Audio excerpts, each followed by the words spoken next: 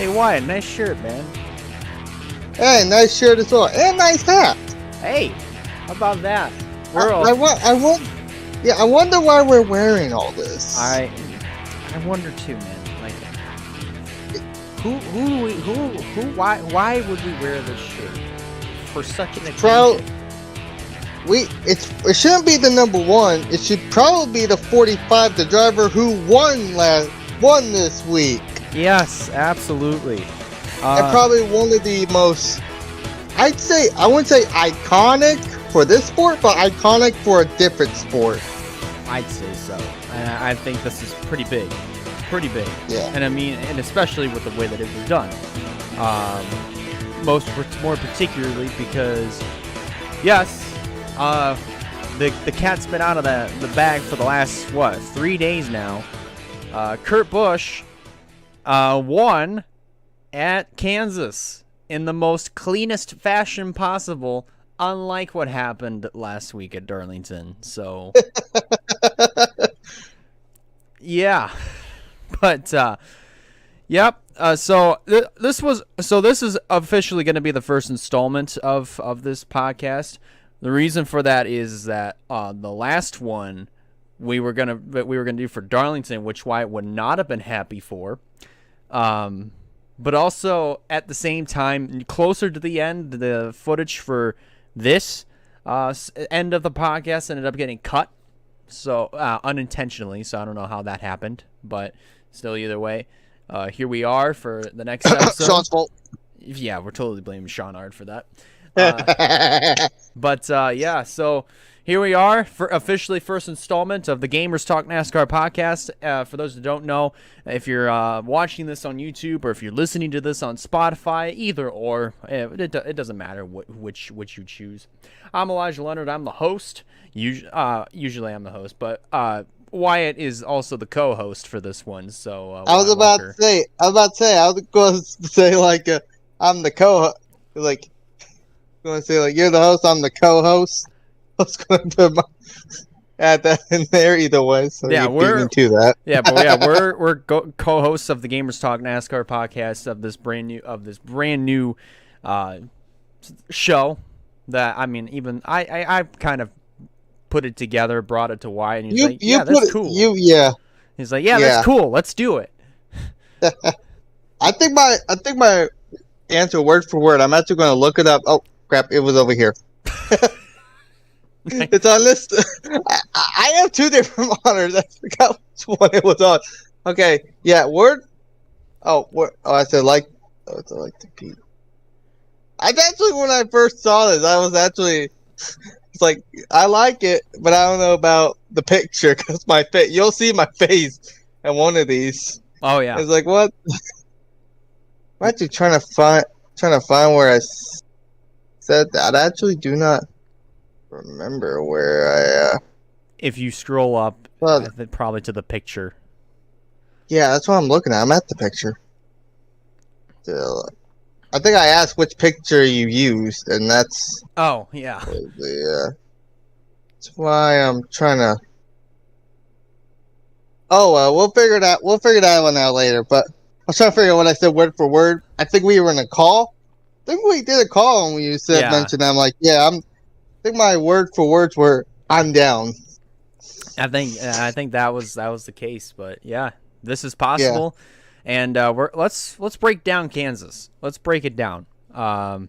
There was trucks. I mean, obviously with Zane Smith, extremely dominant, and then we third win of the season. Third win of the season. That one I think was pretty calm all the way to the end. But let's mostly focus on Cup because that one I feel like was the far more interesting race, unlike trucks, because here's the thing. This is the first next-gen race at Kansas, and I think one of the things to point out about this race, I mean, of course, we've already seen it within the first third of the season. That older style of racing, like especially back in the Gen 4 days, I'll give an example, the closer to the end of the race, where Kurt Busch, Kyle Larson, they're both fighting hard for the win. and Kurt pulls up alongside, and he gets out just ahead, but Larson pulls right back on him, and they can't really get away from each other. That is a type of racing that we used to see back in the Gen 4 days. Part of it, at least. But we also saw something else, Wyatt. Two different styles of racing amongst two different drivers from two different eras. First off, sorry, go ahead.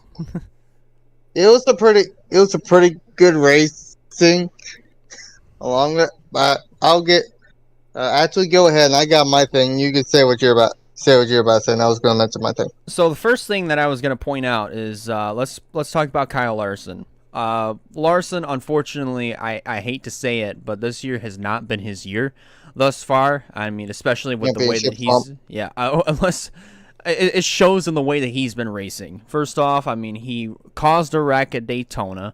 The very next week where he ended up winning, prior to his win, he basically put Chase Elliott into the outside wall, even though he said it wasn't his fault. He was just racing hard with Joey Logano. At Talladega, he ended up basically putting Kurt Busch into the wall, and then that also collected Bubba Wallace in the process. And then, yeah, there's I mean, I could go on and on and on. I mean, Larson's been driving like a menace. And then also, I forgot to add this one in when he put Justin Haley into the inside wall of the Coliseum at the beginning of the year. But yeah, but Larson, of course, we all know he loves to run the high line. I mean, that's been his strong suit. But there'd be points where you get into it too hard, where you go into the wall. Yeah, but he's pretty. And but he's one of the moments, and one of the moments I like the most about that, and you mentioned it was the two, was those two racing hard in 1 and 2, and Kurt Busch just got along there, didn't touch him, but Kyle Larson made the mistake. He got into the wall, and that's what screwed him and had Kurt Busch run into it. And I could tell, I heard like from the after it did that, Cliff Daniels thought it was Kurt Busch got into him, but Kyle Larson was one of the most fairest guys. No, he didn't. Yeah, that was me. Yeah, and the video showed it. The video does show it. And I want to say about Kurt Busch's style of racing, it's much more matured over the years. And today, and what we saw yesterday at the time that we're recording this, showed tremendously. That was a perfect example of the Kurt Busch's maturity behind the wheel. And I think even over the radio as well. I mean, more particularly, his style of racing has really, really matured all the way up to this point, and it showed, man. Especially with a type of race car and type of setup that reminisces really, really close to the Gen 4. And I want to say this about Kurt Busch now, and I've seen the stats on seen a bunch of stats here lately. He is not one with about 5, if I saw it correctly, 5 different teams he's won with, and all 4 different manufacturers. Oh, yes. Start off Ford with Roush, and then with the Dodge, when Dodge was still here, with Penske, both with the 2 and the 22.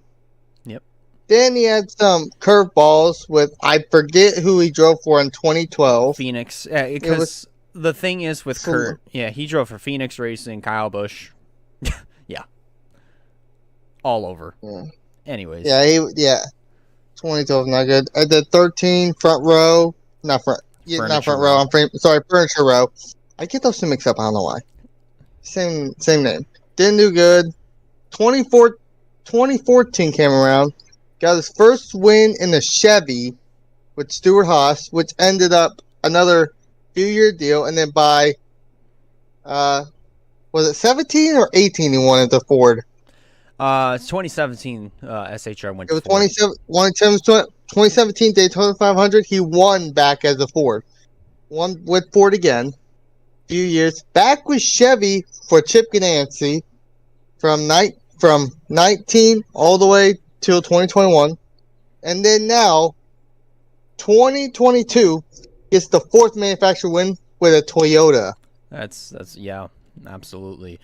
And I'd say the only other manufacturer that he has not won with, and I don't think it'll ever happen, is Pontiac, because Yeah, he came in right around when Pontiac was still around in the sport, more particularly in the Cup Series, but which yeah, still either way. But yeah, and also to add on with Kurt Busch, this is the 6th straight season that he has won at least one time. yeah. The last four, is it fourth season? He's Sorry, only won. 7th season in a row. My bad. Where I he's was won about, at least once. yeah, I'm trying to think. Isn't it at least one win a season? Isn't this the fifth season? The 5th season where he's won at least one time, or Well, yeah, won at least one race this year. I know 16. I know. Wait, how many races did he win? 16. Was it uh, just one? I think it. So No, I know the last. I he. know the last multiple win season was 2015. Let's see. I think the only race he won back then was Pocono. Let me see. Yeah, Um, that's what I'm thinking. I'm actually going to be looking at that. Here it is. Here's this could tell me. Let's see. Scroll down all the way down. Oh, that's too far down. Let's see. 2022, 2021. I know there's one in 2020. 119, 118, 117, 116. I was correct. yeah. So this is his 6th season, only getting one win a season. So do we think he might be able to get another win this season, despite the stats? I mean, if he can put together the performance that he had yesterday, if he's in the right place, I think he could win one more time. Where, I have no clue. Well, we'll get to that part later on because that is something I do want to talk about. But congrats to Kurt Busch. Congrats to 2311 on their. I want to say that I know technically Talladega what is a technical win, but then come on, Right. they rained out and all that. I'd say this is technically their 2311's first official win. And the thing is, I think you brought it up before the show started. Is like as much as you don't. I think it's just like as much as you're not a fan of seeing the team win, you're a fan of seeing Kurt win. I do like, yeah. And I also brought up, it's just like the thing is with 2311 and some of these other teams that are coming up, especially in the next gen days, which is perfect timing on some of these other teams' parts. As far as 2311, namely 2311, the Trackhouse. yes, but particularly speaking for 2311, they haven't really gotten off on the right foot since last year, and I want to see them succeed. I want to see them run well. And with them finally breaking out and actually taking a checkered flag and completing a race all the way through and finishing in first place and actually capturing a checkered flag with Kurt Busch, I think that should speak volumes on why that brought a championship caliber driver over to 2311. Yeah, and it's not that they're not the season they're not doing is they're not terrible. Maybe Bubba, but Kurt Busch on the other hand, even like in the beginning of the seasons, I'd say I can see if I can pull them up, like pull the finishing results and all that. But it's like if you look back at some of these, starting from like he's had some top 5 finishes. We've seen him finish top 5 in a bunch of races, in a good amount of races, top 10. He's been finishing good. He's just out here lately.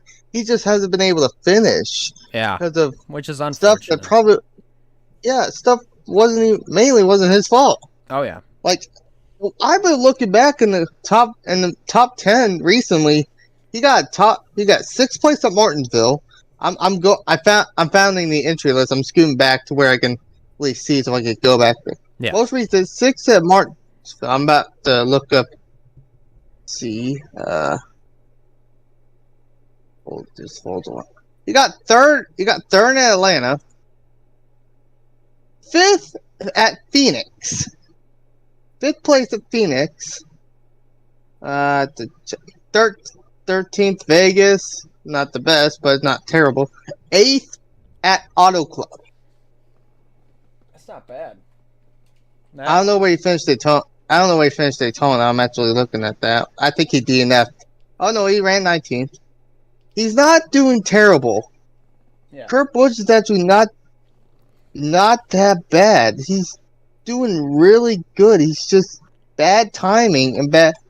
I think, like I mentioned, he had 8th place at a Auto Club. 13th at Vegas. Would you pull 5th at Phoenix? Yeah. 3rd at Atlanta, like I mentioned. Coda, he did not do all that well. He got the wrong brother. Still lower, but that's the wrong brother. He did not do good at Coda. I don't think that was his. That may have been one of his incidents. Yeah, from Coda on, Richmond, he finished 35th. Yeah. Martinsville already said he would have got 6th. And I just think after Coda, not counting that, he hasn't been doing the best. And I don't think it's really his fault. I think just stuff happens. Just like Bristol, he was involved in an accident. I don't remember if it was his doing. Yeah. He ran top 10 at Talladega before he got wrecked. Yeah, He runs good. He just has misfortune. he coulda, woulda, shoulda done well at Talladega. Well, finished well at Talladega. Had Kyle Larson not done what he did. Both drivers ran good at Darlington last week. Both could have easily gotten top 10. Both were in the last incident, and both drivers for 23 are 27th and 28th.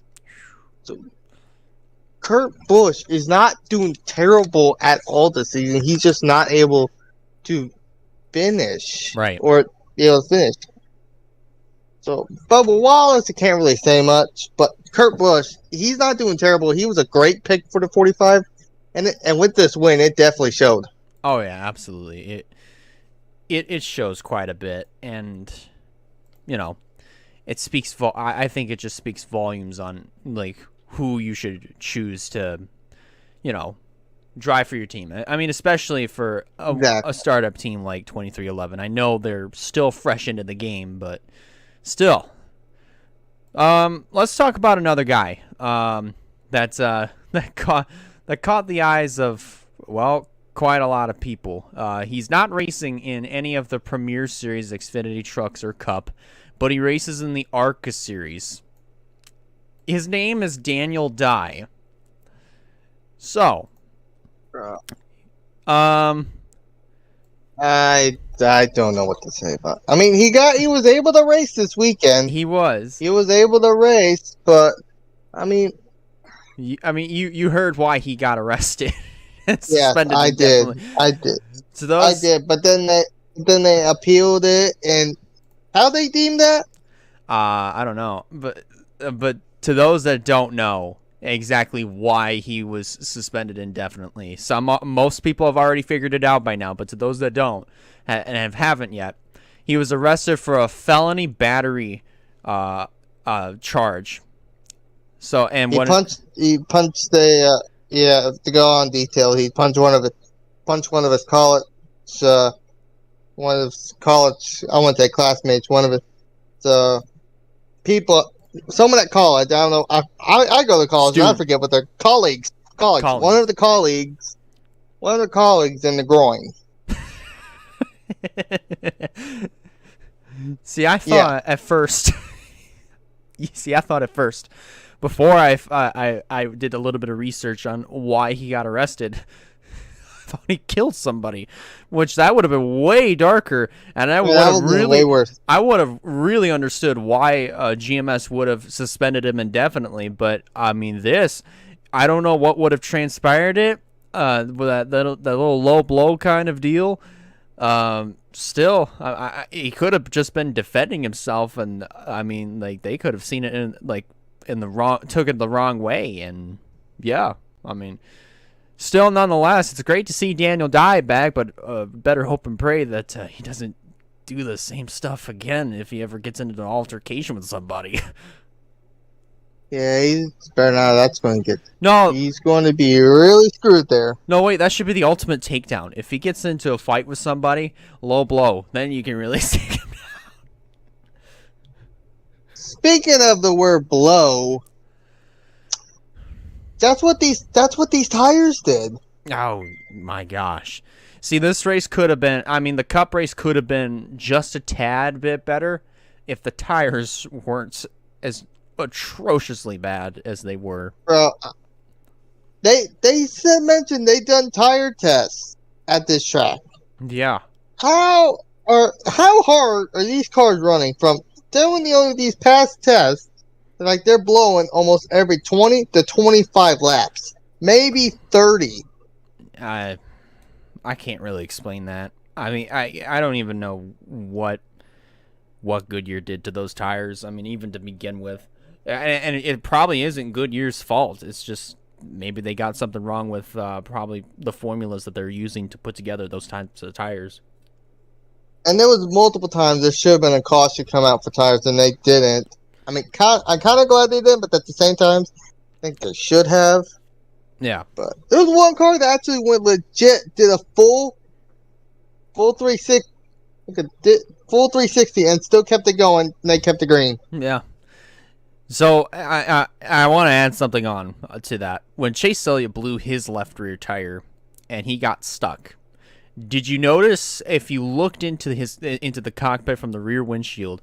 Did you notice this kind of movement going on inside the cockpit?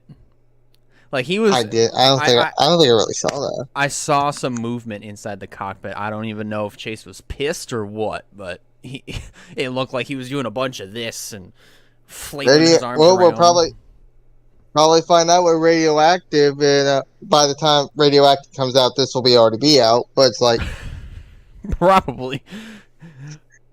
I think I don't know what's up with tires. Bunch of the leaders.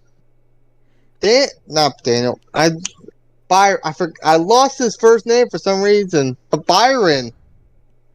William. There it is. William Byron. When William Byron cut a tire while leading. Yeah. Which allowed Kurt Busch to start leading laps in the first place. Yeah. And he's not the only one. Who was the other leader that had that happen? Was another one. Correct. Well, he wasn't leading. Well, there was another driver who was leading. That was actually leading the race. Was it Hemrick? No, Hemrick. I'm sorry. Was it Reddick? I think it was Reddick. If I Bro, remember correctly.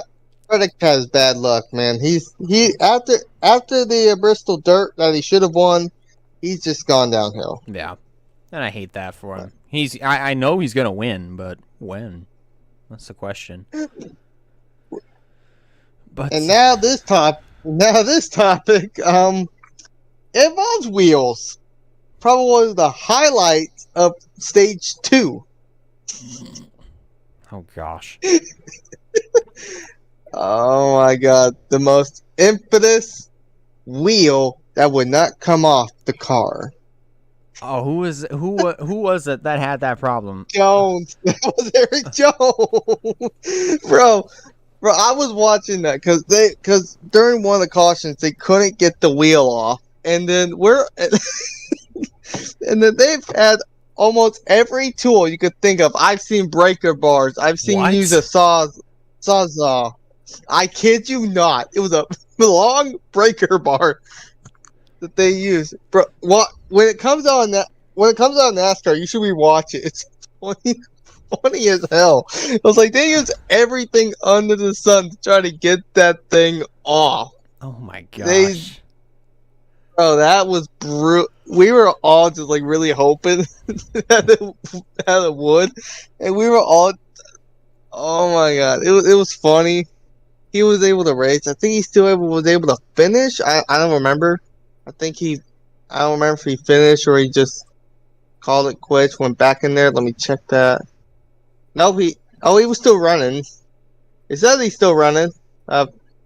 Start way last. Like 7 laps down. It took 7 laps to get that damn tire off.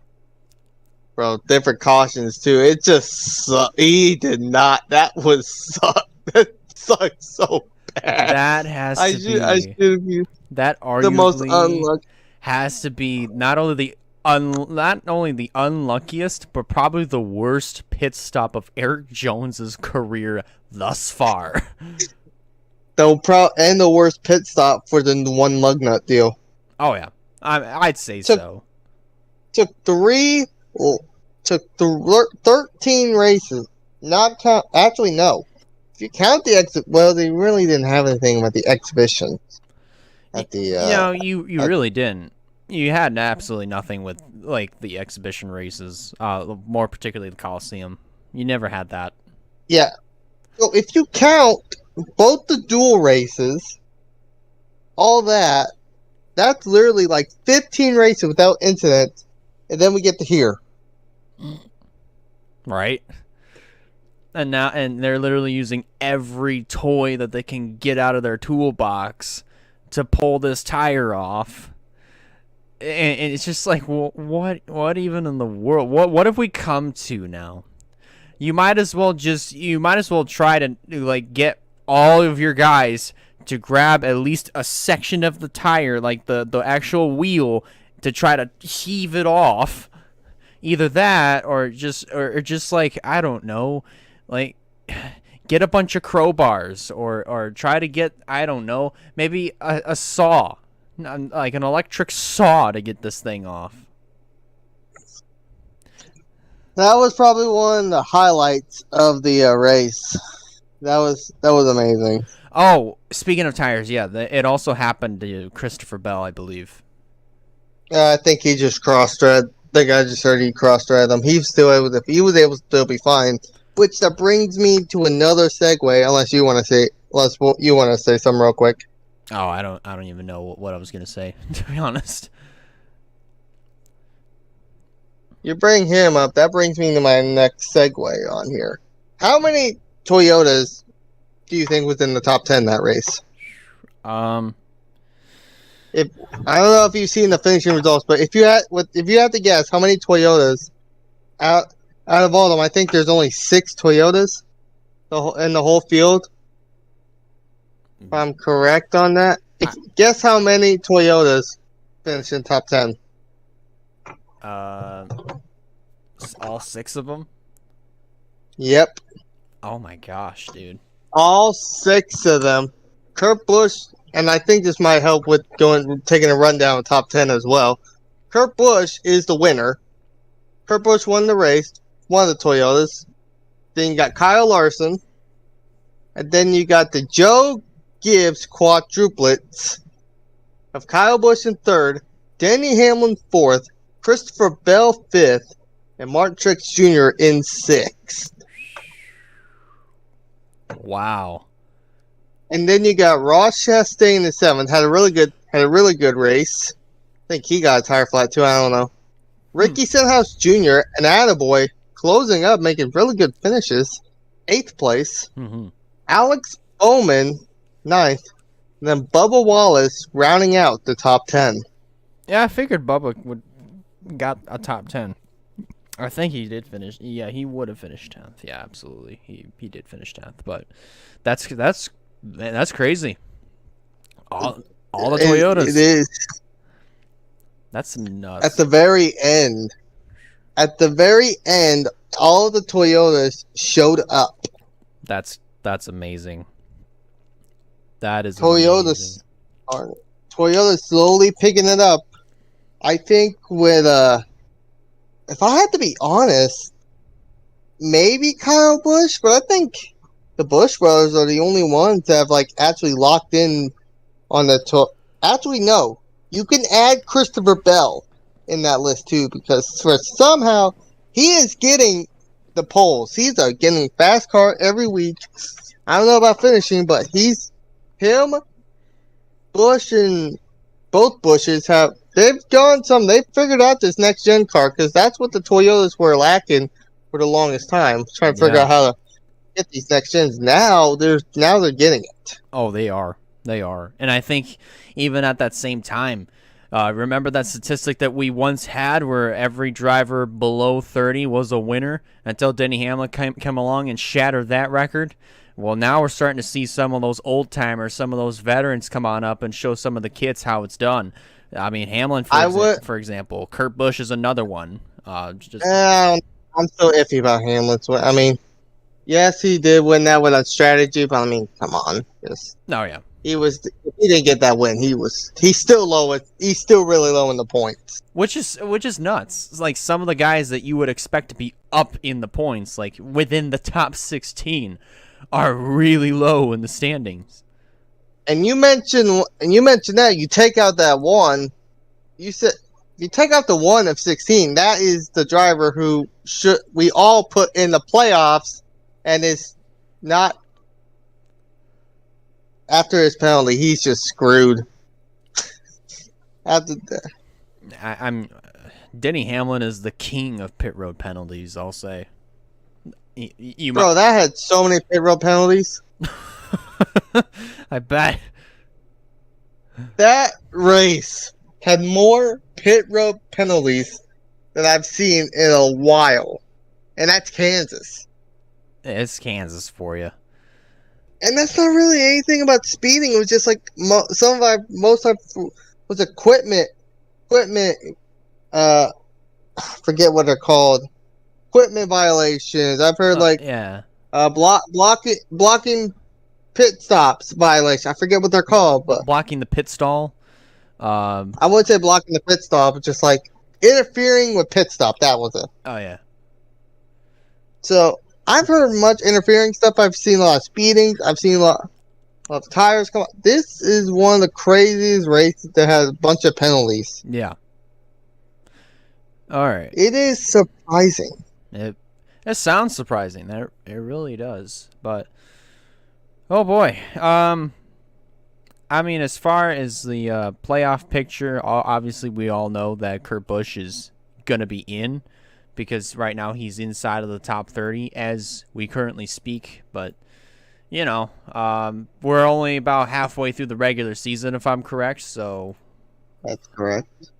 We're pretty much in high gear right now. High gear as of right now. And you mentioned that, and that we have currently 11 different winners. Since Kurt Busch won, you have 11 different winners. Ironically, is ahead of his owner, by the way. If you look, you can't see it, but like even if you look on NASCAR.com point standings, you can even see like Kurt Busch is ahead of his owner. Yeah, right now he is. He's still ahead of his owner. That's still funny. That's just barely. Like over, what is that? 16 points? Yeah, 16 points. Yeah. That's nuts. But it is. But my question is, like, of the tracks upcoming, do we think that we're going to have more winners? Like, do we think there's going to be more than 16?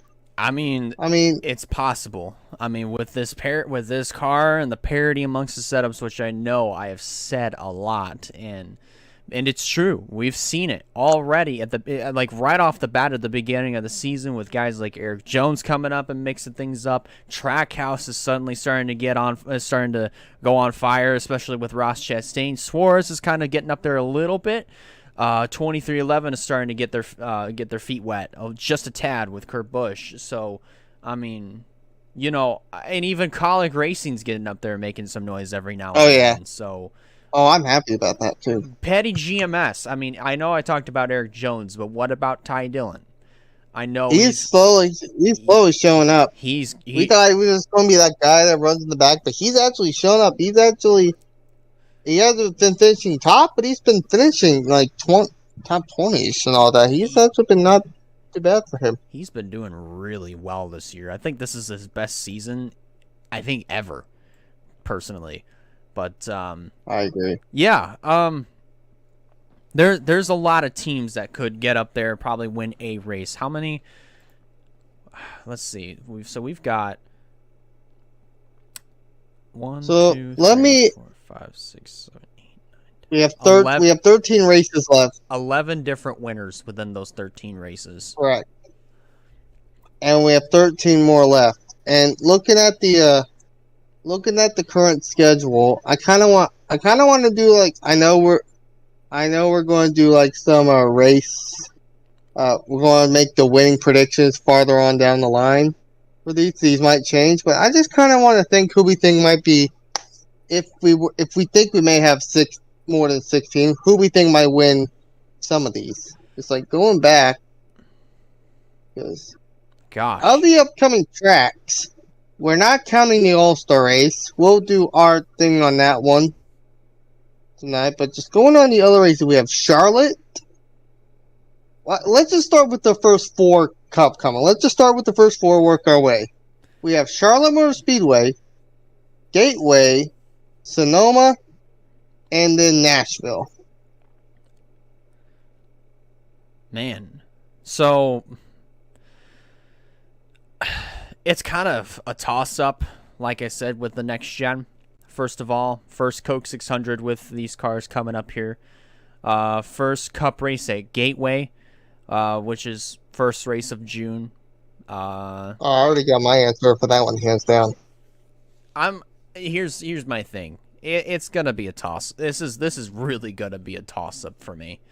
But I'd say for Charlotte, think a winner in that one. I think I'm probably gonna have to bet my money on somebody like, I don't know, William Byron potentially. Byron has been running up there. That was the name I was thinking about. Byron's a good name for it. I know Ross Chastain's been running up there good. You can't count out Truex though. No, he's pretty good here. You can't. Can't count him out. I hate to say it, you can't count out Logano either. I know he's run up there a couple times. Yeah. Elliott didn't win the Coca-Cola, but he has won a Charlotte race. He has. I mean, he came close 2 years ago, so I mean that's as close as he'll get. He won as of right now. But he won. No, he won. He won 2 years ago. No, not the Coca-Cola. No, that's what I'm saying. He didn't win the Coke 600, but he won the next Charlotte race. He did come close to winning the Coke 600 though 2 years ago. But yeah, I mean, I think he's yet to win the Coke 600. I think this year could be his year. As far as Gateway, I'm really putting my money down for Ross Chastain. Hands down. I was going to say, if you had to pick anyone out of this, even if he didn't win all this, I think Ross Chastain would have been my money pick on the dot because he is.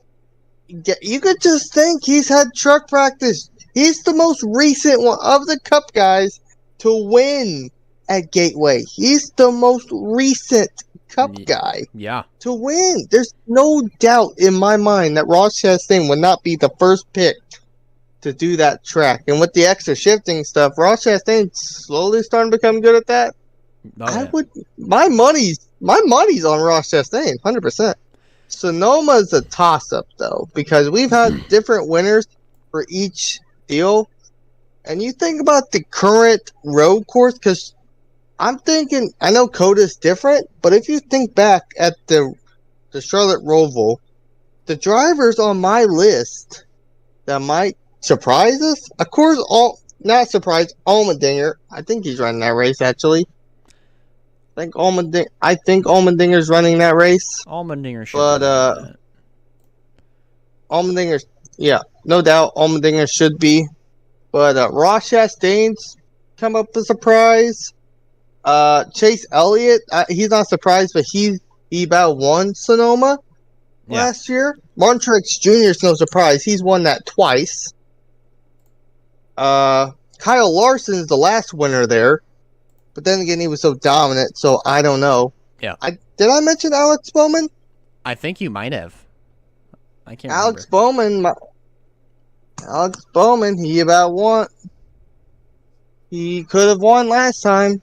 So, yeah, he is winning. He's actually racing 3 of the 4 races we just mentioned.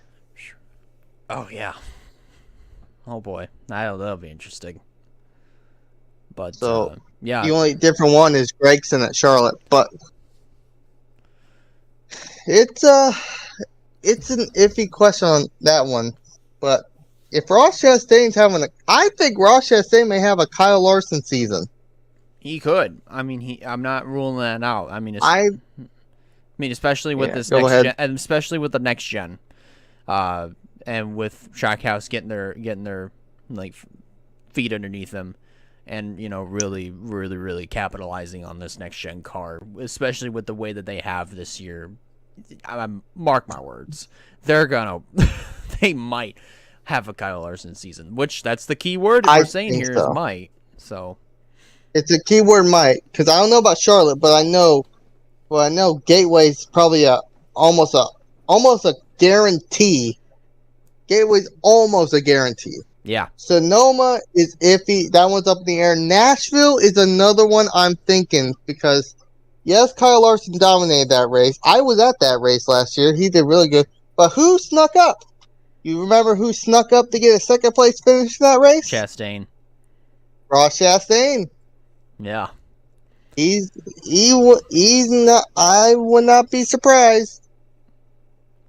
So it's Road America. That one's kind of up in the air. I kind of have a weird. Well, that's the first four. The next, we're just doing the regular season. We're not going to do playoffs. Not yet. So that We're the not up there next yet. four were Road America, Atlanta, New Hampshire, and Pocono. And road course. Indianapolis road course. Oh, I was going to do those four, but yeah, we can add the new road course in there too. Road America's another toss up. I might go bold. Christopher Bell got second. Bell could win. He's my bold pick. Bell could win. He's been starting to get slowly good at road courses. Bell's kind of my sleeper pick, but I think someone else like Chase Elliott, Allmendinger, Chastain. Oh, yeah. It's still a possibility. In Atlanta, we know how the racing is. I mean, well, now because since they've basically reconfigured the whole joint into a mini super speedway, that one's a toss up in and of its own. But what I'm really hoping for at some point between now and the next Atlanta race is if they go unrestricted. I think the racing is far better at Atlanta in particular is far better unrestricted. None of this miniature super speedway BS because we already did it once and it as exciting as it was artificial. It doesn't work. Artificial excitement does not create a long-lasting memory as natural racing does. So, I mean, if you don't believe me on that one, or if you have no idea what I'm talking about, pull up an old Atlanta race. Let's say 2001, for example, and then put that side by side with what we had this year. I'll give you another one. 2005. 2005 is another one. Yeah, that was pretty good, exciting racing. Naturally exciting. Yeah. But so Atlanta's good on its own. I don't know why they did. I mean, we did try it. We tried it with the Super Speedway. We weren't all that impressed. I mean, we weren't. It was all right, but it wasn't blow the doors off spectacular. Yeah. No, that was 100% Coda and Bristol Dirt this season. They've upped their game. Oh yeah, they really have. But yeah, can Atlanta do that though? If Atlanta goes unrestricted, I believe I can't say Kevin Harvick. I cannot do that because I can't know. Because don't get me wrong, Harvick is one of Harvick's one of Atlanta's favorite racetracks. No, Atlanta's one of Harvick's favorite racetracks, and he has proved it before, shown it before.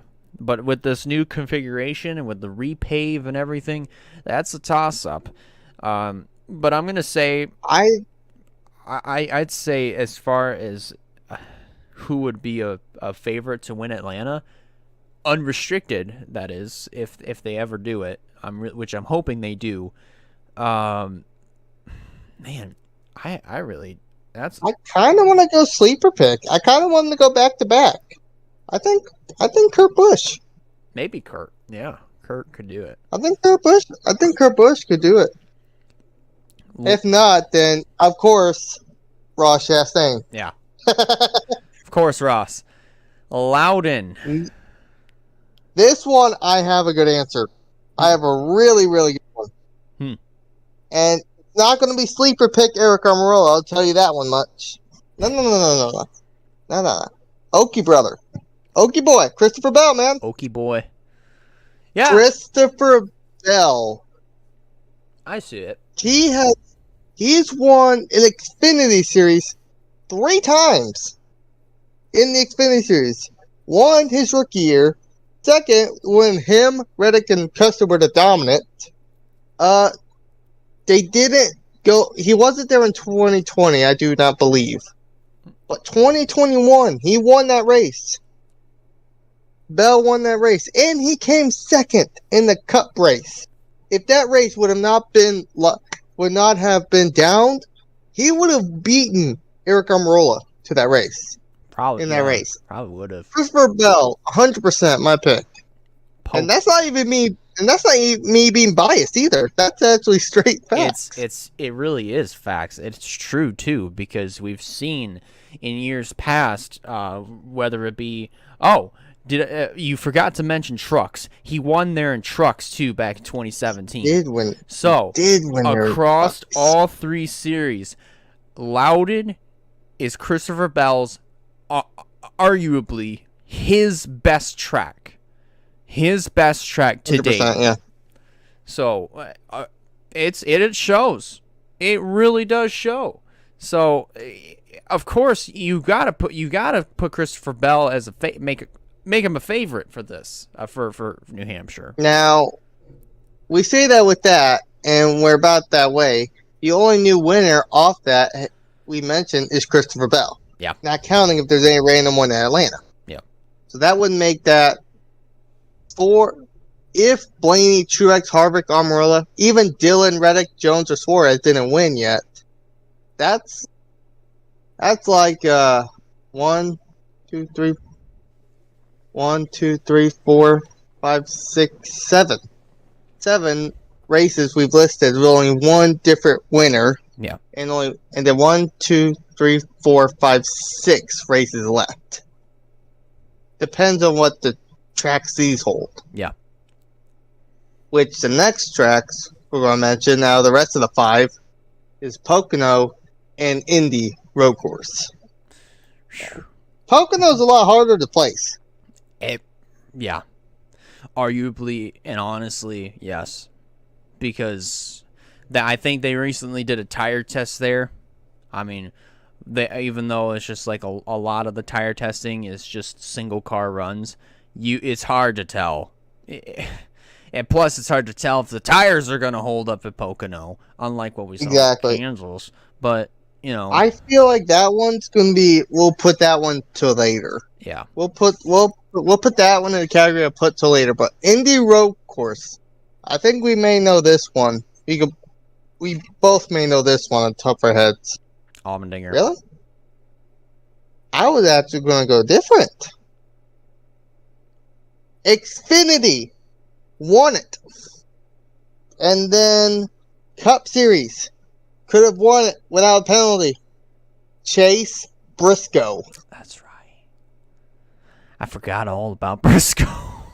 Briscoe is the guy I keep my eye on in that race. Oh, yeah.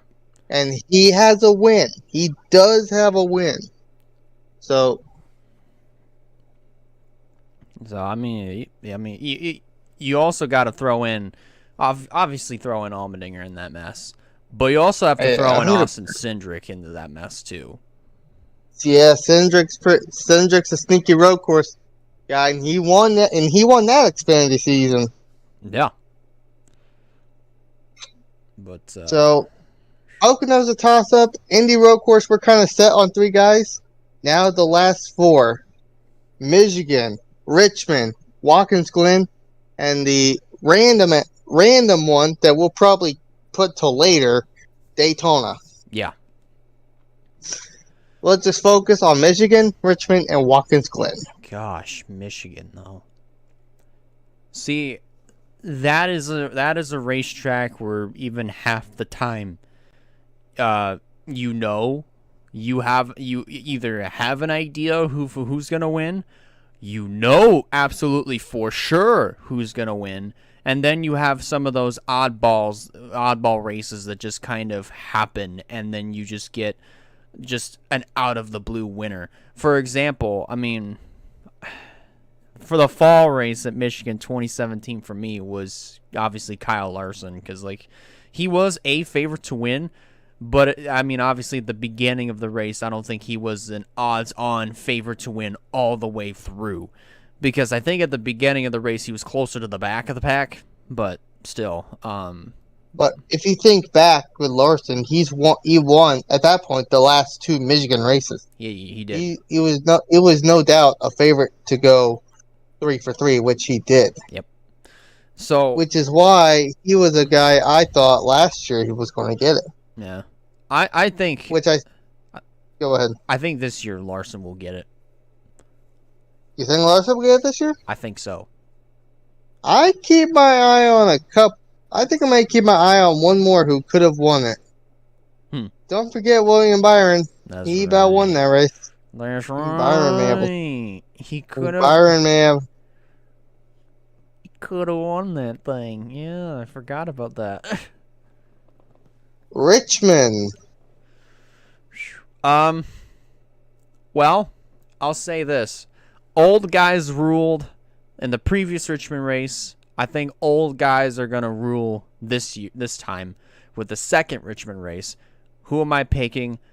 This is bold, like really bold. I'm saying Harvick. That mini. I want Harvick. I want Harvick to win, but at the same time, I kind of want to keep him having a losing streak. It's not nice, but it's not good to say. But at the same time, it's like I see guys who have their losing streaks, like him and Kyle Busch, and they've been winning so much. It's like I kind of want to see how long it goes. I kind of want to keep it going. Hamlin was kind of that same way until he won Richmond. Yeah. But one guy I don't want to see that happen to, which he's won a few Richmond races in the past, won the second Richmond race last year. Martin Truex Jr. That's right. I think Truex. Yeah, Truex is another guy. Watkins Glen. How about Watkins Glen? I'd say it's going to be the same 3 last year. Maybe add Christopher Bell in. But you got Chase Elliott, the one who's won it twice, including that being his first career win. Martin Truex Jr., who was runner-up to him twice. Yeah. Same time. And then Kyle Larson with the surprise. Yeah. I think you may add Ross Chastain, but I think it may just come between those 4. I think personally to me, I think I could keep my eye on Chase Elliott for Watkins Glen. 100%. Yeah, I agree. Because Hendrick, I mean, even when they came back after the pandemic, they picked right up where they left off with Kyle Larson. They've been extremely dominant at Watkins Glen, and they won the last 3 with 18 and 19 with Chase Elliott, and then last year with Kyle Larson. So of course Hendrick is going to be dominant at Watkins Glen. Yeah, doesn't matter who you put in there. More particularly, I'm keeping my eyes on Byron, Larson, and Elliott. Bowman, I don't think will be anywhere in the mix. You can't count him out. We count him out at unless he has that practice on that. He can't fully count him out. Not fully. He did. He did almost win Coda. He did. Can't fully count him out. Right.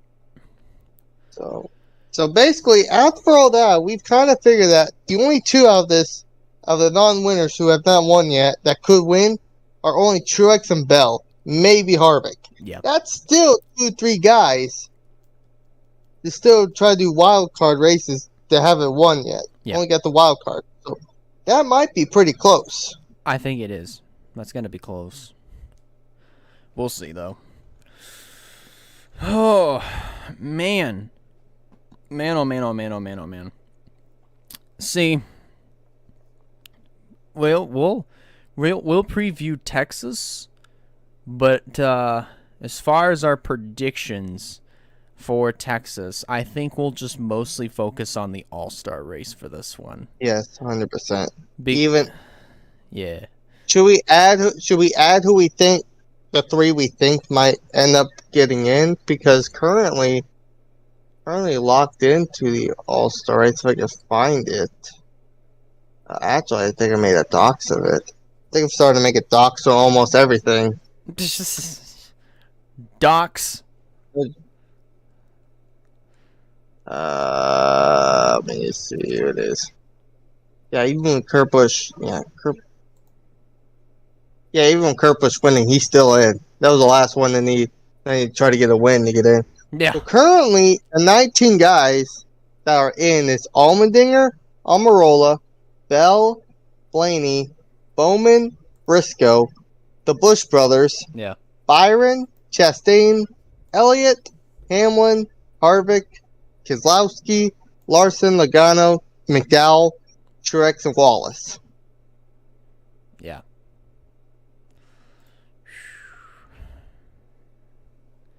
Man. The question, I think, without a doubt, if you think about the guys who are in the Open, if they don't have incidents, I kind of think it might end up being Reddick, Suarez, and Jones. That's as close as I think that's as best as my picks are going to be as far as that. I think I'm going to echo off of that.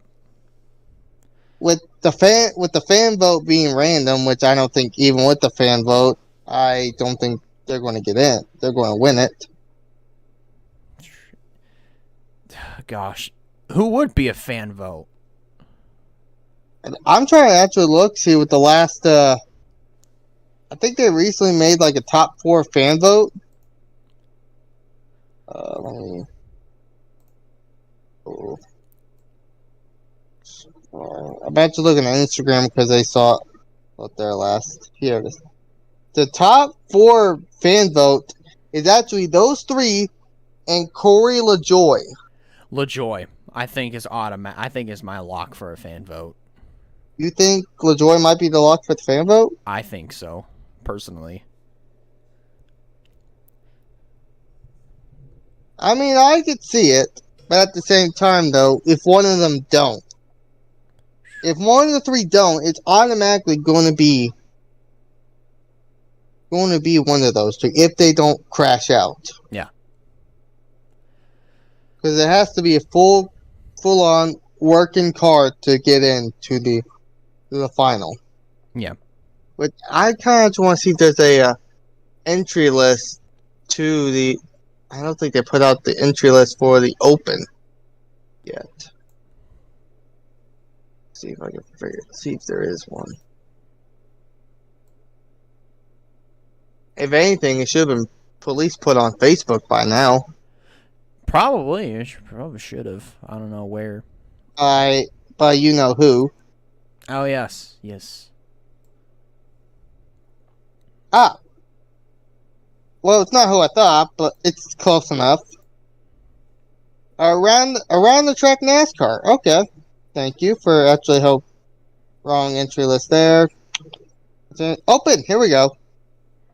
Ooh, I forgot about this one. Oh. So currently in the entry list for the Open, we have Austin. Actually, I'm just going to do last names. We have A.D., A. Dillon, Yep. LaJoy, Reddick, Smithley, nowhere even close. Busher, Burton, Haley, Gilliland, Custer, T. Dillon, Jones, Stenhouse, Ware, nowhere close either. Castle, same with you. McLeod, also with you. And then Suarez. Oh gosh. Yeah. Man, that's interesting lineup for the Open. With all that, we do say I think we still agree on the same three. Will probably be for the Open. So I think unless they crash out, which I don't think is probably going to happen, but it's a slight if. Austin Dillon may sneak his way in there, but I do think if they keep their car clean, it's still going to be some of those in the fan vote. So I'd say let's just keep those three in there. If we're wrong, we're wrong. If we have them in our list, we'll change them. But I think we should just keep those three. Maybe add. I think instead of the fan vote being LaJoy, we'll add Dylan as a sneak peek. Yeah, just in case. Absolutely. So let's just add that. I think that's pretty much a safe bet. But yeah. Alrighty. So let's get down to our All-Star race predictions. So pretty much it goes as follows: driver to win. We pretty much give you the guy who's going to win, plain and simple.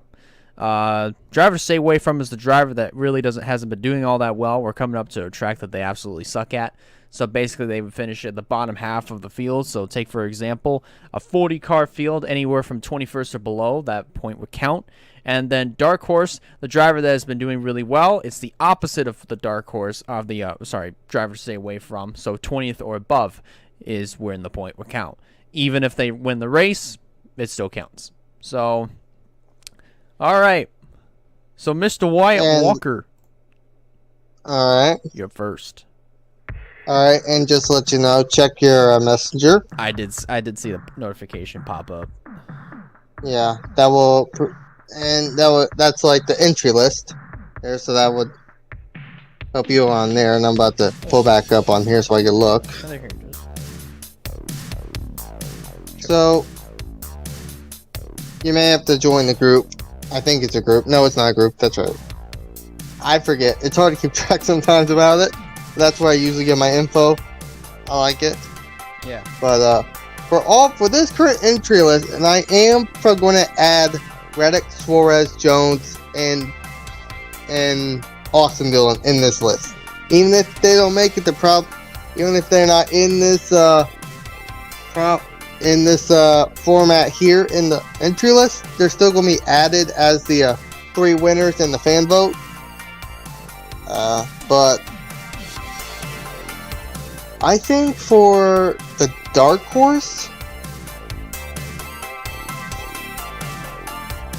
I'm just going to do an if or on mine.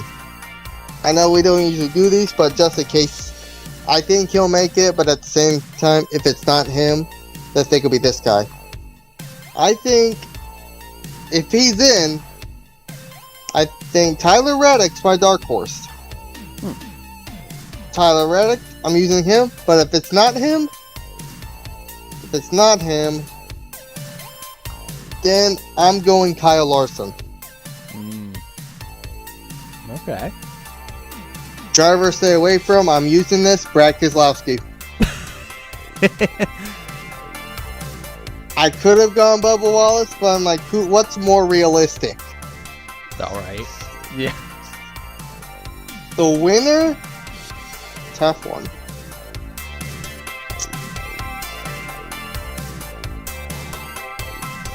I don't really see anyone else, but Larson's good there. But I'm using Larson as a dark horse just on the safe side. Screw it, I might use that in if or either. I don't usually do these, but like Reddick is the one that pieces it together. Right. No, my official. So it's like if Reddick's in, then it changes my winner and my dark horse. You don't usually do these, but with the All-Star race, with the Open and stuff, it is hard to do. So yeah. So if Reddick is not in, If Reddick's not in, then that changes my winner, Ross Chastain. Ooh, really? I'm going bold. But if Reddick is in the race, Kyle Larson. That's interesting. That is interesting. It's hard to choose someone else but Larson. But if you think Ross Chastain has been creeping up there a bunch of the time, and if Reddick's not in there, somehow Ross Chastain may be the guy that can probably outduel. Not. So I mean, that's what I'm going with. It's possible. It really is possible. So here's my prediction. I'm going to see the fun you editing all that. It's going to be fun. That'll be interesting to those that may be watching this on YouTube. But I'm gonna choose everybody that's already locked into the All-Star race, just to be on the safe side. So for my driver to win, okay, this is gonna be a tough one. Whew. Man, this is a toss-up. It is. He won it once, but it was at a different track. This year, I think he'll do it again. This time in Texas. It's a Hendrick driver. It's Chase Elliott. I almost said William Byron. But I was about to say you say that, but yeah, if you think back, both drivers this year, if your prediction to win and the current winner last year of it, both won it at two different tracks. yes. Larson, Charlotte, and then Texas, and yours is Bristol and possibly Texas. Possibly. So, driver to stay away from. This is going to be pretty gosh darn easy for me. Bubba Wallace. I knew you were going to say it. Sorry, I'm not. I'm still on this bandwagon. Dark Horse. Oh yeah. Dark Horse. I think I might take a different route with the Dark Horse. You may agree with me on this. Martin Truex Jr. Yeah, I can agree. Oh, wrong button. Nice wrong job. button. Nice job. But yeah. So those are our predictions for the All-Star race. Just a little sneak peek of what's to come when it comes to our predictions. So this should be pretty interesting. I'm definitely looking forward to it. But yeah, I want to thank you guys a lot for watching and listening in. So yeah, on behalf of Mr. Wyatt Walker over here, I'm Elijah Leonard signing out, and we'll see you guys on the next one. See ya.